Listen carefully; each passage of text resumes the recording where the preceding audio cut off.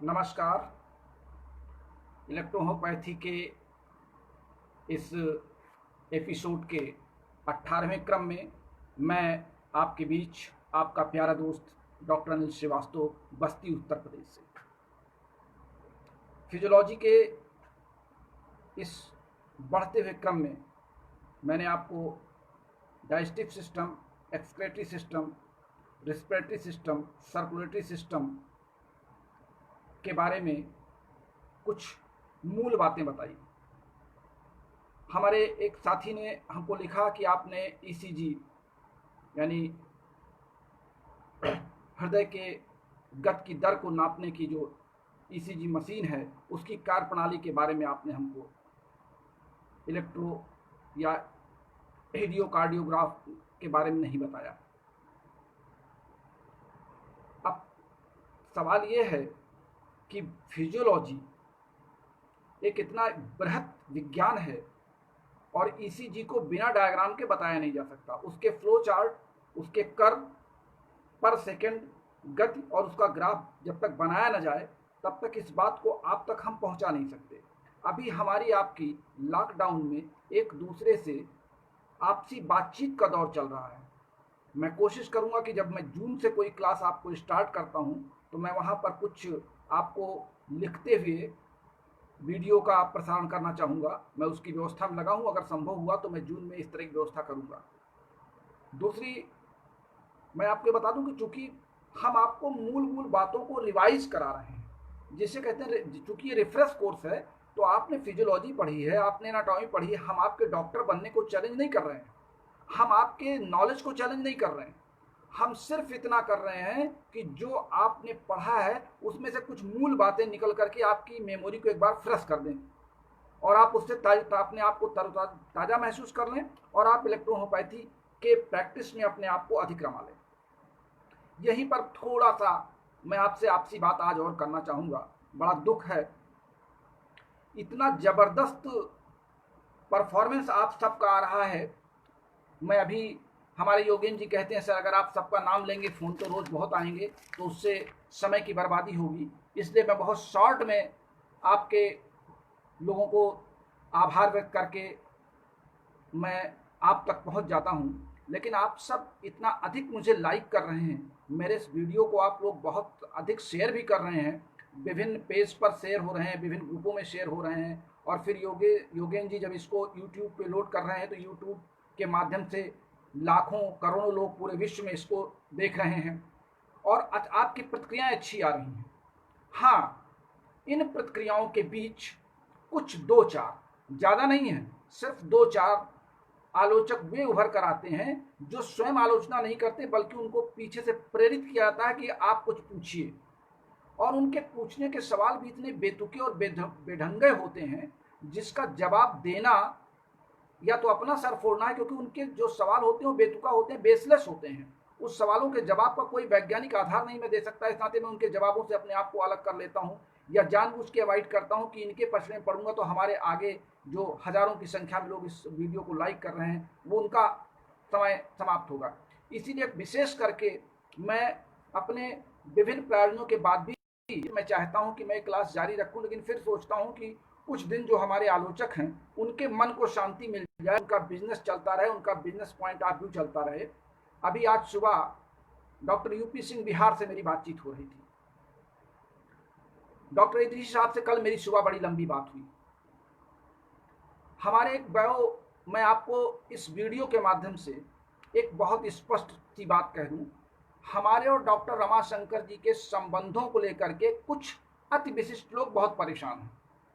कुछ लोग ये सवाल करते हैं कि ये बस्ती चले आए तो रमाशंकर जी से इनका संबंध कब स्थापित हुआ, या कुछ लोग ये कहते हैं कि रमाशंकर जी पटना से फिर जो है नैमिषारण आश्रम में चले गए, उसके बाद वो कानपुर गए तो इनके डॉक्टर अनिल के साथ इनका संबंध कब रहा। और जो कुछ मैं बता रहा हूँ वो रमाशंकर जी की बातों को या जो मैंने उनसे सीखा मैं उनको आप तक पहुँचा रहा हूँ। तो ये लोग ये सवाल कर रहे हैं कि रमाशंकर जी ने इनका क्लास कब लिया, इनको इतनी बातें कब बताई। तमाम तरह के सवाल लोग कर रहे हैं जो हमारे व्हाट्सएप पे लिख करके भी आ रहा है। डॉक्टर इदरीसी से एक सज्जन ने पूछा कि क्या आप डॉक्टर अनिल श्रीवास्तव के बारे में जानते हैं कि कभी वो रमाशंकर जी के सानिध्य में रहे। डॉक्टर यूपी सिंह से पूछा गया कि क्या अनिल श्रीवास्तव नाम के किसी चीज को जानते हैं जो रमाशंकर जी का शिष्य रहा हो। बड़ी विकट समस्या है। डॉक्टर वी कुमार जी से पूछा जाता है कि आपने तमाम इंटरव्यू लिए हैं डॉक्टर रमाशंकर जी की, आपने कभी ये नहीं कहा कि अनिल श्रीवास्तव नाम का कोई व्यक्ति भी उनके साथ था। अब इस बात का जवाब doctor Idrisi, doctor V Kumar या डॉक्टर यूपी सिंह, जो पुराने वरिष्ठ इलेक्ट्रोहोपैथ हैं, जिनकी उम्र अब लगभग 60 और 70 के बीच में चल रही है, और सवाल पूछने वाले भी लगभग 60 और 70 के बीच वाले ही हैं, नाम लेना ठीक नहीं है। तो अब 60 और 70 वाले मेरे वास्तविकता को जानते हैं और 60 और 70 वाले वर्ष के बीच के लोग मेरे बारे में सवाल कर रहे हैं। आखिर उनको मेरे इस क्लास से पीड़ा किस बात की है? अगर मैं रमाशंकर जी की बात को या उनके टीम की बात को आगे बढ़ा रहा हूं, क्योंकि अगर उनकी टीम के कुछ सदस्य 70 साल, 80 साल, 90 साल तक के पहुंच गए हैं और मैं अभी उनकी तुलना में मेरी उम्र कम है, ये लोग, मैं बार बार ये कह रहा हूं कि मैं अपने 36 वर्ष के अनुभव बता रहा हूं। मेरे किसी आर्टिकल में क्या मैंने ये कहा कि मैं रमाशंकर जी के साथ 36 साल से रहा हूं? लेकिन सवाल कर रहे हैं कि रमाशंकर जी के साथ जब 36 साल से रह रहे थे तब उस समय इनकी उम्र कितनी थी? रमाशंकर जी सन 75 में जो है दवा बनाना शुरू किए, खोजना शुरू किए, तब अनिल श्रीवास्तव की उम्र कितनी थी? बड़ी अजीब विडंबना है। मैं डॉक्टर रमाशंकर जी के साथ तो बहुत अल्प समय रहा, मेरा उनके साथ का जो संपर्क रहा वो 4 से 5 वर्ष का रहा, लेकिन उनके साथ लगातार काम करने का जो समय रहा वो तो मात्र और मात्र, जो डॉक्टर वी कुमार भी जानते हैं, डॉक्टर इदरीसी भी जानते हैं और डॉक्टर यूपी सिंह भी जानते हैं, पूरा कानपुर जानता है, पूरा उत्तर प्रदेश जानता है कि मैं उनके साथ बैठ करके साथ साथ जो काम करने का समय रहा वो मात्र 2 माह रहा, 2 महीने, क्योंकि उन्होंने मुझसे वचन लिया था कि मैं तुमको 2 महीने तक अपने साथ बैठाऊंगा, इसके बाद तुमको अपनी क्लिनिक या डिस्पेंसरी खोलनी है। इस बात के गवाह doctor V Kumar, doctor Ashok Shukla, doctor P K. Shukla, doctor Idrisi, doctor B Sinha भी उस समय मौजूद थे। वो भी कानपुर में हमारे सानिध्य में, उस समय मैं उनके सानिध्य में कुछ समय रहा। हमारे उनके व्यवहार बहुत अच्छे थे। आज भी ऐसा नहीं कि दीपक सिन्हा से मेरे व्यवहार खराब हैं, व्यक्तिगत व्यवहार सबसे अच्छे होते हैं। हाँ, कुछ बातें होती जहां पर आप आपस के विचार नहीं मिलते तो वहां पर हम लोग एक दूसरे को और टेक करते हैं, वो एक अलग प्रक्रिया है। लेकिन किसी भी वरिष्ठ इलेक्ट्रोहोपैथ से मेरे संबंध बड़े अच्छे रहे। बी सिन्हा जी मुझे खुद गोविंदपुर के होटलों में बैठा करके कॉफी पिलाया करते थे। हम और वी कुमार जी और बी सिन्हा एक साथ होटलों में बैठ करके कॉफी पिया करते थे। तो इसका मतलब ये नहीं है। तो रमाशंकर जी ने जब ये कहा था कि आप अपनी क्लिनिक खोल लीजिए, तो मेरी क्लिनिक का उद्घाटन करने भी रमाशंकर जी ही आए थे। मैं कानपुर काकादेव में अपनी क्लिनिक मैंने खोली थी बस्ती आने के पहले, और उस समय मेरी आर्थिक स्थिति बहुत अच्छी नहीं थी। वी कुमार जी ने मेरी क्लिनिक खोलने का प्रबंध किया था। इदरीसी साहब वहां पर उपस्थित थे। बी सिन्हा साहब ने मुझको कुछ किताबें दी थी। तो कई लोगों ने मेरी उस समय मदद की थी जब मैं उस योग्य नहीं था कि मैं इलेक्ट्रोहोपैथी में एक डॉक्टर बन करके बैठने के लिए सारे एपरेटस इकट्ठा कर सकूं। और रमाशंकर जी ही नहीं, उस समय कानपुर के दिग्गज इलेक्ट्रोहोपैथ मेरी डिस्पेंसरी के उद्घाटन के समय आई जब रमाशंकर जी थे। काश उस समय मोबाइल का जमाना होता तो मैं कुछ मोबाइल से फोटो खींच सकता। मेरे पास रमाशंकर जी के हाथ की ओरिजिनल लिखी हुई, उनके ओरिजिनल हस्ताक्षर की जो मेरे पास धरोहर है, मैं उसी से आपको कुछ बता रहा हूँ। हाँ, मेरी क्लिनिक खुलने के बाद रमाशंकर जी से हम लोग रविवार को मिला करते थे। मैं और डॉक्टर सविता सिंह रविवार को उनके पास जाया करते थे और रविवार को हम लोग 1 बजे से 4 बजे तक उनके साथ डिस्कस किया करते थे। क्योंकि 1 सप्ताह तक के बीच की जो मेरी परेशानियां होती थी रोगियों के संपर्क में, या जिन औषधियों के बारे में हम अपने आप को कंफ्यूज समझते थे, उस पर रमाशंकर जी से हम बहुत डिटेल में चर्चा किया करते थे। फिर संयोग ऐसा बीता कि मेरी सर्विस लगी और मैं कानपुर से बस्ती आ गया। लेकिन रमाशंकर जी का पत्र व्यवहार मेरे साथ रहा और जब भी मैं कानपुर, चाहे मैं 2 घंटे के लिए जाता था, तो मैं रमाशंकर जी से मिलने IIT जाता था। यह है मेरे और उनके संपर्क की कहानी। हाँ, चूंकि मैं ऑलरेडी उस समय MSc कर चुका था जब मैं रमाशंकर जी के संपर्क में आया था, तो मेरे दिमाग में एक वैज्ञानिक इन संवेदनाओं को लेकर के और इलेक्ट्रोहोपैथी के प्रचार और प्रसार को लेकर के मेरी अंतरात्मा में जो सवाल उठते थे, मैं उसका मनन और चिंतन करता था, शोध करता था और रमाशंकर जी से उस पर वार्तालाप करता था। अब इन सारी बातों को अगर मैंने सीखा और समझा और अपने प्रैक्टिस में अपनाया और मैं 36 साल से इलेक्ट्रोहोपैथिक सेवा में लगा हूं, तो इसका तात्पर्य नहीं कि मैं रमाशंकर जी के साथ 36 साल रहा। मैं तो उनके साथ बहुत अल्प समय रहा। मैं उनका आभार व्यक्त करता हूं कि इतने कम समय में मुझे उन्होंने इतना ज्यादा बताया, जिसके कारण मैं आज आपके बीच बैठा हूं। अगर मैं उनके सानिध्य में ना आता तो मैं इलेक्ट्रोहोम्योपैथी के कुछ गूढ़ बातों को ना समझ पाता और आप तक ना बताता। हाँ, मेरे इस क्लास से कुछ उन वरिष्ठ साथियों को जरूर कष्ट हो रहा है जो ये सोचते थे कि रमाशंकर जी ने सिर्फ उन्हीं को बताया होगा, अन्य किसी को कुछ नहीं बताया। रमाशंकर जी की मेरे पास एक आत्मकथा है जिसमें उन्होंने कुछ सहयोगियों के नाम लिखे हैं, और एक सहयोगी का नाम ऐसा लिखा है जिसको बहुत पहले चाहते थे, लेकिन बाद में उस व्यक्ति ने उनसे बड़ा विरोध कर लिया और रमाशंकर जी से उनका बोलचाल बंद हो गई, उनसे उनकी मिलना जुलना बंद हो गया। तो ये तमाम ऐसे क्रम हैं जहां पर थोड़ी आपस में खटपट होती है, लेकिन समझने वाले इस बात को समझ जाते हैं, पढ़ने वाले उस बात को पढ़ लेते हैं, ज्ञान प्राप्त करने वाले ज्ञान प्राप्त कर लेते हैं, और आलोचना करने वाले उसी बीच में कूद कूद के आलोचना करते रहते हैं और अपने आप में उछलते रहते हैं। मैं एक क्रम चला रहा हूं, क्योंकि ये क्लास हमारा कल के बाद बंद होगा। कल मैं सुबह और शाम 2 क्लास लेकर के इसको 19 और 20वां लेसन लेकर के मैं 20 क्लास का इसको बंद कर दूंगा। फिर मैं एक सप्ताह आपसे व्हाट्सएप पर आपके प्रश्नों के उत्तर दूंगा। मेरा आप सबसे, जो भी मेरे व्हाट्सएप ग्रुप से या मेरे नंबर से जुड़े हैं, आप अगर अभी तक मेरे नंबर से नहीं जुड़े हैं तो मेरा नंबर नोट करें, 97 93 25 23 55। इस पर मैं आपसे जुड़ करके आपके तार्किक प्रश्न ऐसे कीजिएगा जिसका उत्तर देने लायक हो, जो अनावश्यक हवा में सवाल ना हो या हवा में बनाए गए महल के सवाल ना हो। कृपया आप सवाल भेजिएगा, मैं उस सवाल का उत्तर दूंगा और मेरा पूरा प्रयास रहेगा कि मैं आपको संतुष्ट करूं। तो आज मैंने फिर कुछ चर्चा इसलिए की कि हमारे देहरादून के साथी डॉक्टर विजेंद्र जी, बिंदेश्री हरियाणा के, बलदवा जी जयपुर के, विश्वजीत जी कोलकाता के, BL साहू जी रायपुर छत्तीसगढ़ के, ऐसे तमाम साथी हैं जो दिल्ली, हरियाणा, चंडीगढ़, कर्नाटका, केरला, और यहाँ तक कल एक साथी ने हमसे उड़ीसा से भी बात किया। तो हमारे पूरे, मुझे लग रहा है कि पूरे भारत के हर क्षेत्र से लोग मुझसे संपर्क कर रहे हैं और उनको अच्छा लग रहा है, तभी वो हमसे संपर्क कर रहे हैं। तो इन सब तमाम पिछले पाठों को लेकर के और आगे इन जो मैं क्लास आपका जून में लेने वाला हूं, वहां तक भी मैं देख रहा हूं कि आपकी लाइक बढ़ रही है, लोग लाइव हमारे इस प्रसारण को देख भी रहे हैं, सुन भी रहे हैं। मैं आप सबका आभार व्यक्त करता हूं। आज मैंने बहुत महत्वपूर्ण क्लास को उठाने का प्रयास किया है और आज का क्लास हमारा है हार्मोन्स पर।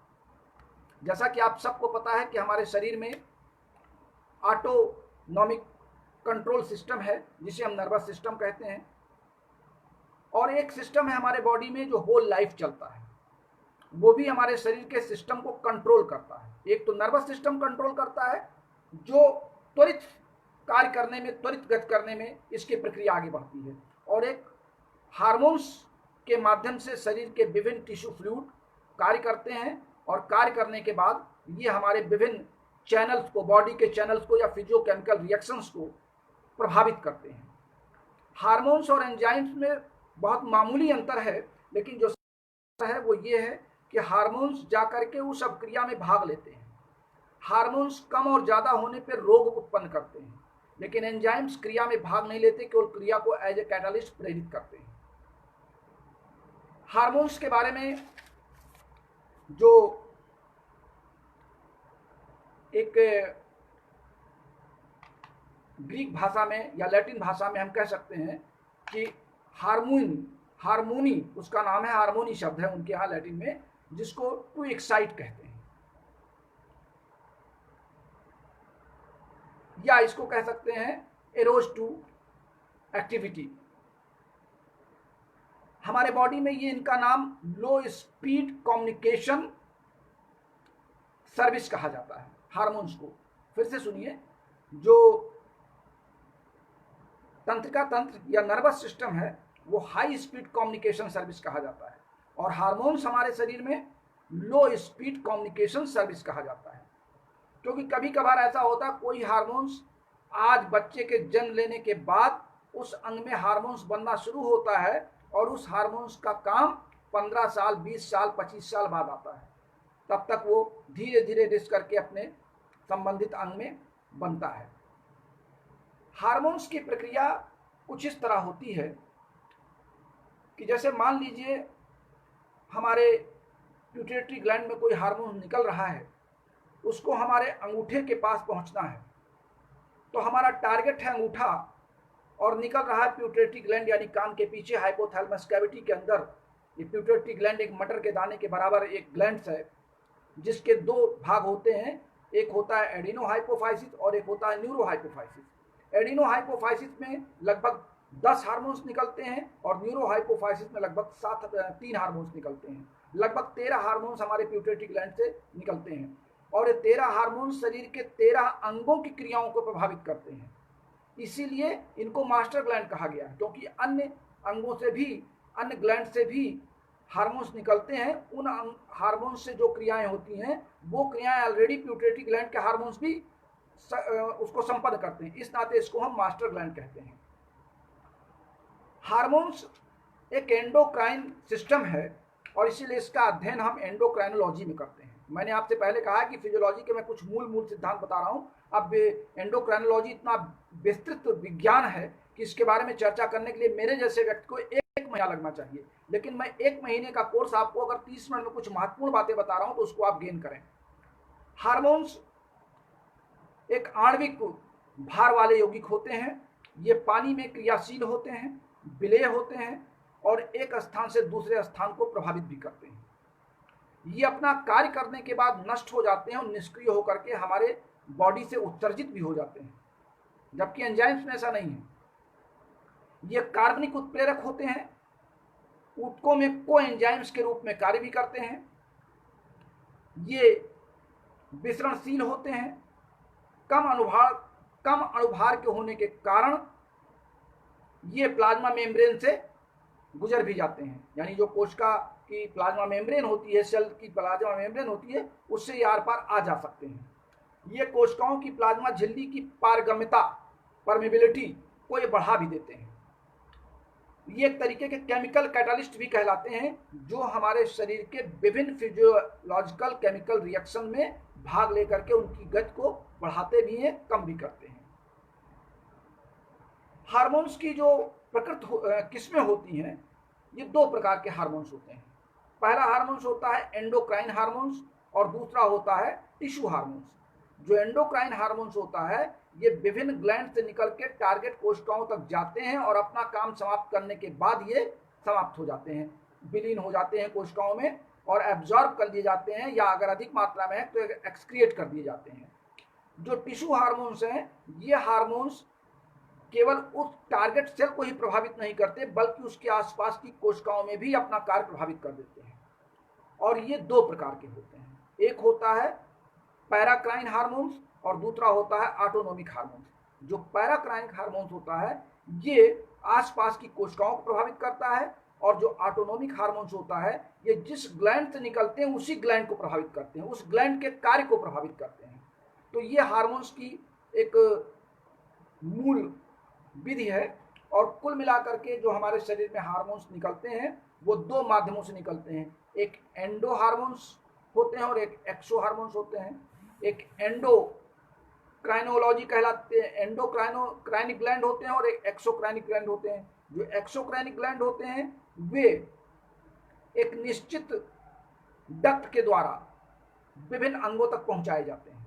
यानी जो एक्सोक्राइन होते हैं या एक्सोक्राइन होती हैं, वाहस्रावी जो हार्मोन्स होते हैं, ये जिस अंग से निकलते हैं, जिस ग्लैंड से निकलते हैं, संबंधित अंग जिस अंग में इनको जाना होता है, वहां एक नाली नुमा या एक डक्ट द्वारा ये वहां पहुंचाए जाते हैं। लेकिन जो एंडोक्राइन होते हैं, ये किसी ग्लैंड से निकल करके टारगेट सेल तक जाने के लिए इनके पास कोई रास्ता नहीं होता। ये सेल टू सेल जाते हैं, जीन टू जीन चले जाते हैं, या plasma membrane to plasma membrane चले जाते हैं। ठीक उस तरीके से जैसे एक कोशिका है, टारगेट सेल तक पहुंचने के लिए सीधे एक मेम्ब्रेन से दूसरे मेम्ब्रेन तक कांटेक्ट करते हुए उस संबंधित मेम्ब्रेन तक पहुंच गए और वहां पे काम करके बैक हो गए। और दूसरा तरीका यह है कि एक कोशिका के अंदर प्रवेश किए, फिर उसके एंडोप्लाज्मिक रेटिकुलम से दूसरे कोशिका में गए, उसके केंद्रक में गए, उसके जीन में गए, जीन से फिर दूसरे जीन में गए। ये तरीके इनके हार्मोन्स के कार्य करने के 3 अलग अलग तरीके आपने पढ़े होंगे। रासायनिक दृष्टिकोण से हार्मोन्स आपके एमिनो एसिड होते हैं, जबकि एंजाइम्स आपके प्रोटीन होते हैं, आपको पता है। हार्मोन्स का जो सबसे बड़ा काम है वो हमारे इलेक्ट्रोहोम्योपैथी के सिद्धांत से जुड़ा हुआ इसका फंक्शन है कि ये बॉडी के होम्योस्टेसिस को मेंटेन करने में इनका सबसे बड़ा योगदान है, क्योंकि हर अंग के निश्चित कार्य करने की दर को ये प्रभावित करते हैं, तो उस अंग के कार्य करने की एक निश्चित सीमा को ये मेंटेन किए रहते हैं। अगर हार्मोन्स कम हो गया तो हमें रोग होता है, हार्मोन्स ज़्यादा हो गया तो हमें रोग होता है। रोग का मतलब हमारा ब्लड और लिम्फ डिस्टर्ब होता है। ब्लड और लिम्फ की फंक्शनल कैपेसिटी या तो डाउन होती है या इंक्रीज होती है। तो ऐसी दशा में हार्मोन्स हमारे बॉडी के होम्योस्टेटिस को भी मेंटेन करते हैं। ये एक प्राकृतिक नेचर है इनका काम करने का। यहीं पे हम आपको और बता दें कि हार्मोन्स की जो सबसे बड़ी विशेषता होम्योस्टेटिस है, तो उसके साथ एक और विशेषता है कि ये फीडबैक मैकेनिज्म को भी शो करते हैं। फीडबैक मैकेनिज्म का तात्पर्य यह है कि जिन कोशिकाओं में टारगेट कोशिकाओं में पहुंचते हैं, वहां पे इनका जब काम समाप्त हो जाता है तो जो एक्सेस हार्मोन्स होते हैं, उस एक्सेस हार्मोन्स को टारगेट कोशिकाएं मैकेनिज्म के द्वारा उसको खपत कर देती हैं, उसको एब्जॉर्ब कर देती हैं और ब्लड के माध्यम से अगर वो ज़्यादा है तो उसको एक्सक्रिएट करने का काम भी कर लेती हैं। अर्थात जो और बीच के रास्ते में जो हार्मोन्स भरा हुआ है, उस हार्मोन्स को उन्हीं कोशिकाओं में सबसाइड करने की प्रेरणा टारगेट सेल देती हैं। और इस नाते निकलने वाला हार्मोन्स जिस अंग से निकलता है, जिस ग्लैंड से निकलता है, उस ग्लैंड को ही प्रेरित करती हैं टारगेट सेल कि अब आप अपना हार्मोन्स निकालना बंद कर दीजिए, मेरे यहाँ इसका कार्य संपन्न हो गया है। मेरी बात आप समझ रहे हैं? सपोज कीजिए कि प्यूटरेटरी ग्लैंड से कोई हार्मोन निकल रहा है जिसको हमारे टेस्टिस तक जाना है, टेस्टिस पे पहुंच के उसका काम समाप्त हो गया। टेस्टिस की कोशिकाएं फिर फीडबैक मैकेनिज्म के द्वारा एक संदेश देती हैं प्यूटरेटरी ग्लैंड को कि आप अब इस हार्मोन को निकालना बंद कर दीजिए। प्यूटरेटरी ग्लैंड तत्काल उस हार्मोन का निकालना सेक्रेशन करना बंद कर देती है, और जब सेक्रेशन करना बंद कर देती है तो बीच के जो हार्मोन्स बचे होते हैं प्यूटरेटरी ग्लैंड और टेस्टिस के बीच में, वो सारी की सारी कोशिकाएं सबसाइड कर लेती हैं और एब्जॉर्ब करके उसको टिश्यू फ्लूइड के माध्यम से, ब्लड को देकर के, किडनी के माध्यम से छान करके उसको एक्सक्रीट कर देती हैं, यूरिन के माध्यम से वो बाहर चला जाता है। या हमारे एलिमेंट्री कैनाल में अगर कोई हार्मोन चला गया है, पाचन क्रिया से ज़्यादा हो गया है उसका काम, तो वो हमारे मल पदार्थों के साथ बाहर निकल जाता है। अलग अलग उसकी प्रक्रियाएं हैं, वो फिजियोलॉजिकल एक्शन है जो आपने पढ़ा होगा या उसके लिए आपको किताबों की मदद लेनी पड़ेगी। हमारे शरीर में कुल मिलाकर के जो हार्मोन्स के ग्लैंड हैं, वो ग्लैंड जनरल आपने सुने होंगे, जिसमें hypothalamus gland, प्यूटेटरी gland, pineal gland, thyroid gland, parathyroid gland, adrenal gland, Langerhans द्वीप कोशिकाएं होती हैं, उनके गुच्छे होते हैं पैंक्रियाज में, testis hormones, ovary gland, testis gland होता है, ओवरी ग्लैंड होता है, गैस्ट्रिक ग्लैंड होते हैं, थाइमस ग्लैंड होता है, और स्किन भी हमारी एक एंडोक्राइनिक ग्लैंड का कार्य करती है, क्योंकि स्किन में भी निकलने वाले हार्मोन्स जो बॉडी के टेम्परेचर को रेगुलेट करते हैं, हमारे रोम को बैलेंस करने का काम करते हैं, ये भी स्किन भी इसी में आता है। हाइपोथैलेमस ग्लैंड में 10 हार्मोन्स होते हैं, जो 10 हार्मोन्स निकलते हैं, जिनमें से 7 ये रिलीज हार्मोन्स कहलाते हैं और 3 इनहिबिटेटिव हार्मोन्स कहलाते हैं, इनहिबिटेटिव हार्मोन्स कहलाते हैं। ये 10 हार्मोन्स हाइपोथैलेमस ग्लैंड से निकलते हैं।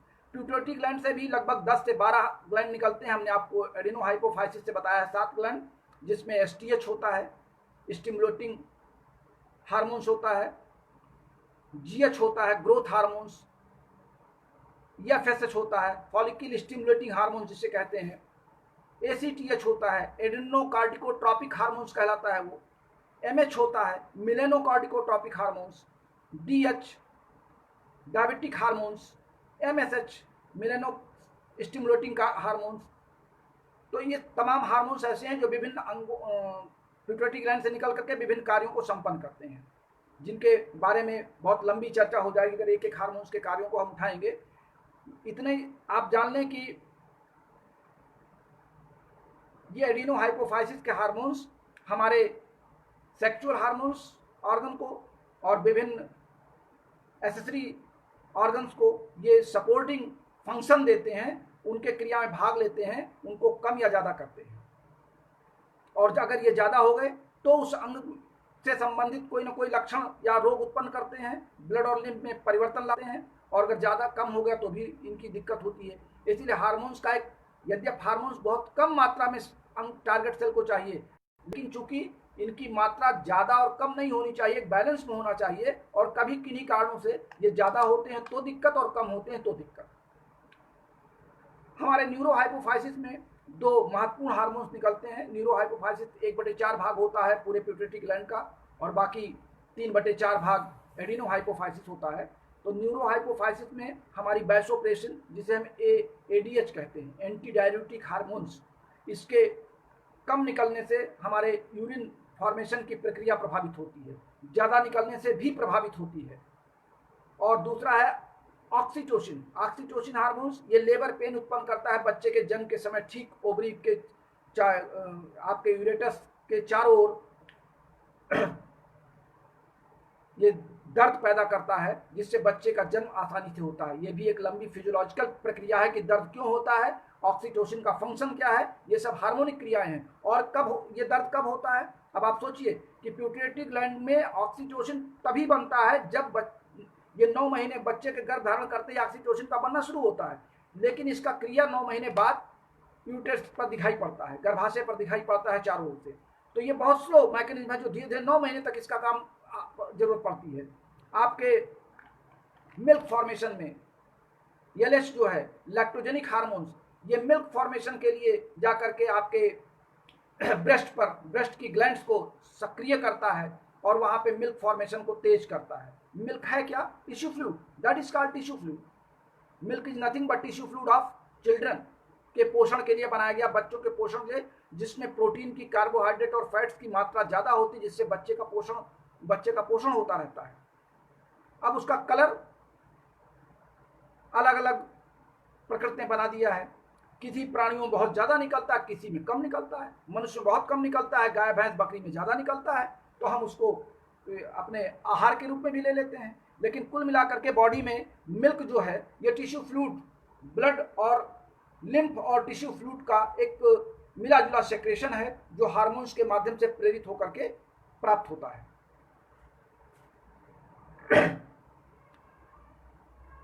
हमारे शरीर में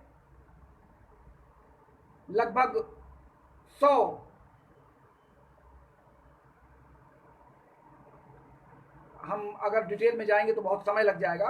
मैं इतने बता दूं कि हमारे शरीर में लगभग सभी हार्मोन्स 100 मिली माइक्रोन ग्राम ही इनकी आवश्यकता होती किसी क्रिया को करने के लिए, और टोटल 15 मिलीग्राम हार्मोन्स लगभग एक ग्लैंड बनाता रहता है, लेकिन उनका काम सिर्फ होता है 100 मिली माइक्रोन ग्राम। माइक्रोन ग्राम बहुत छोटा होता है, ये भी आपने पढ़ा होगा, उसका माइन्यूट आप गुणा भाग करके निकाल लीजिए।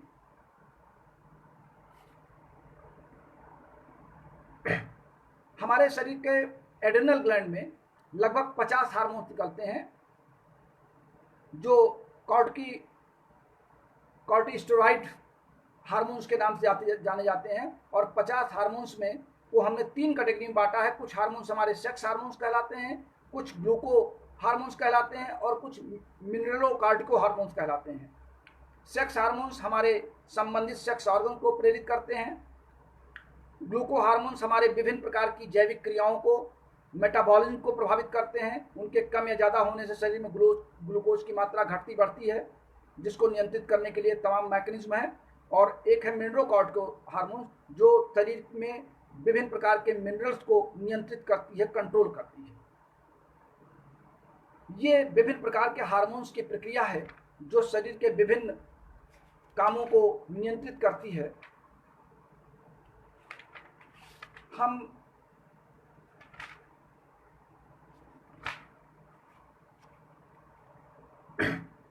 हमारे शरीर में पैंक्रियाज की अल्फा बीटा गामा कोशिकाएं होती हैं जिनमें इंसुलिन का सेक्रेशन होता है। इंसुलिन एक बहुत महत्वपूर्ण हार्मोन है जिसके बारे में आप जानते हैं कि ब्लड शुगर के रोगी को इंसुलिन के इंजेक्शन दिए जाते हैं। तो ये हमारे पैंक्रियाज की क्रिया है। इसी तरीके से हमारे शरीर में टेस्टिस, किडनी, ओवरी ये सब संबंधित ऐसे ग्लैंड्स हैं जो अपने समय पर ही अपने हार्मोन्स को निकालते हैं और उनका कार्य समाप्त होने के बाद ये फिर अपने हार्मोन्स को निकालना बंद कर देते हैं। तो ये एक हमने संक्षिप्त सी कहानी या एक कहें कि आपको प्रक्रिया आपकी याद दिलाई है कि हमारे शरीर में हार्मोन्स का भी उतना ही महत्वपूर्ण काम है जितना कि एंजाइम्स का या हमारे शरीर में नर्वस सिस्टम का या अन्य फिजियोलॉजिकल एक्शन का। यानी फिजियोलॉजिकल एक्शन को कंप्लीट करने में हार्मोन्स, एंजाइम, नर्वस सिस्टम सब मिल करके बॉडी के होम्योस्टेटिस को मेंटेन करते हैं और शरीर के हमारे सभी अंग आपस में सामंजस्य बना करके स्वस्थ रहते हैं। हम कल सुबह आपसे बात करेंगे सीएनएस के बारे में। सीएनएस यानी क्रेनियल नर्वस सिस्टम, या मान लें आप ब्रेन, ईयर और आईज। हम इनके बारे में भी आपसे कुछ हल्की फुल्की चर्चा करना चाहेंगे कि हम आपको थोड़ा सा रिफ्रेश इनके बारे में कर दें। कल सुबह हम प्रयास करेंगे कि हमारा एक क्लास आपको 10 बजे मिल जाए और शाम का एक क्लास आपको 4 बजे के आसपास मिल जाए। क्योंकि समस्या ये आ रही कि मैं आपको समय तो व्हाट्सएप पे दे देता हूँ, लेकिन मैं उस समय पे आपके बीच आ नहीं पाता। उसका कारण ये है कि कुछ डिस्टर्बेंस लाइट की और कुछ मोबाइल के नेटवर्क की प्रॉब्लम भी इस समय चल रही है। इस नाते मैं जब तक सही नेटवर्क नहीं आ रहा, अभी इसके पिछले वाले वीडियो में आप सब ने शिकायत की थी कि इसमें ऑडियो और वीडियो में अंतर आ रहा है, तो वो मेरी फॉल्ट नहीं है ना, मेरे मोबाइल फॉल्ट है, नेट की प्रॉब्लम है। अब उसको थोड़ा बहुत आपको आपस में एडजस्ट करना पड़ेगा। तो कल सुबह हम आपसे 10 बजे फिर मिलते हैं सीएनएस को लेकर के, यानी सेंट्रल नर्वस सिस्टम के बारे में, जो हमने एक अमूल्य दवा भी आपको बताई थी। उस दवा के बारे में थोड़ा सा कंफ्यूजन है, मैं आपको दूर कर दूं जल्दी से। सीएनएस के लिए हमने 2 फार्मूले बताए थे, एक S1 का फार्मूला और एक S5 का फार्मूला। हमसे अक्सर लोग कहते हैं कि आपने 2 फार्मूले बताए, उसको कैसे यूज करें। S5 का फार्मूला जो हमने बताया आपको, S5 के साथ वो फार्मूला आपको हमेशा यूज करना है लगभग 90% के केस में। जब कभी आपको लगे कि आप 2-4 दिन 10 दिन इस फार्मूले को चलाएं और पेशेंट को थोड़ा सा लाभ कम दिख रहा है, तो आप S5 के स्थान पे S1 कर दिए, फार्मूला बाकी वही रखिए, तो वो ज़्यादा बेटर काम करता है। इस नाते मैंने 2 ऑप्शनल फार्मूले दिए हैं। ये मैं डॉक्टर रमाशंकर जी के साथ, उनके अनुभवों के साथ और अपने अनुभवों को जोड़ करके हम लोगों ने 2 फार्मूले सेट किए थे। S5 का फार्मूला उनका था और S1 का फार्मूला मेरा था, लेकिन वो भी मेरे S1 के फार्मूले के कायल हो गए थे कि हाँ ये बात भी सही है। जैसे मैंने आपसे कहा कि इलेक्ट्रिसिटी को आप देते देते रोक दीजिए, ये मेरा अपना अनुभव था, उसको रमाशंकर जी ने स्वीकार किया। उन्होंने कहा हाँ ये बात मानी जा सकती है कि इलेक्ट्रिसिटी का ज़्यादा दिन प्रयोग नहीं करना चाहिए। ठीक उसी तरीके से मैं आपको बता दूं, एक बार रमाशंकर जी के पास एक रोगी आया और उसने कहा कि जब मैं चावल खा लेता हूं तो मुझे बहुत खांसी आती है और चावल से मुझे बड़ी परेशानी होती है। तो उन्होंने हंस के हमारी ओर पूछा, क्यों अनिल, क्या चावल खाने से खांसी आती है? तो ऐसा करो, आज से तुम भी शुरू करो और मैं भी शुरू करता हूँ। वो पहले चावल नहीं खाते थे, तो कहे कि अब ऐसा करते हैं कि चावल खाना शुरू करते हैं। और उन्होंने कांस्टेंट महीनों 2 महीनों तक खिचड़ी खाया और मुझको भी खिलाया। हमसे कहे तुम भी खाओ, और मैं भी अपने घर में खिचड़ी खाने लगा। और मैंने देखा कि उससे खांसी का या शरीर के फैट मेटाबॉलिज्म का कोई संबंध नहीं था। लोग कहते हैं शुगर में चावल नहीं खाना चाहिए, क्यों नहीं खाना चाहिए, इसकी व्याख्या कोई देगा? चावल में और रोटी में कार्बोहाइड्रेट का परसेंटेज कितना, ये कोई क्लियर करेगा? चावल शुगर में क्यों नहीं खाना चाहिए, खांसी में क्यों नहीं खाना चाहिए, कितना खाना चाहिए, या उसका क्या असर है? यहीं पे मैं एक बात आपको असर कर दूं कि अगर किसी चीज के खाने से अगर कोई रोग हो जाता है, हमारे बॉडी का मेटाबॉलिज्म बिगड़ जाता है, हमारे बॉडी का होम्योस्टेटिस बिगड़ जाता है, तो हम उसको दवा से ठीक नहीं कर सकते, क्योंकि तब वो हमारे शरीर में जाकर के लक्षण उत्पन्न कर देगा। और हमारे पास लक्षण की दवा नहीं है, हमारे पास अंग की दवा है। इसलिए इलेक्ट्रोहोम्योपैथी की औषधियाँ न तो शरीर पर कोई प्रभाव दिखाती हैं और ना ही किसी खाद्य पदार्थ से होने वाले लक्षणों के प्रति वो संवेदनशील होती हैं। इस बात को आप अच्छी तरह दिमाग में बैठा लीजिए। तो कल हम सीएनएस के बारे में गंभीर चर्चा करेंगे और आप सब 10 बजे हमारी प्रतीक्षा कीजिएगा। तब तक के लिए मैं डॉक्टर अनिल श्रीवास्तव आप सबसे विदा चाहता हूं। नमस्कार, शुभ दिन।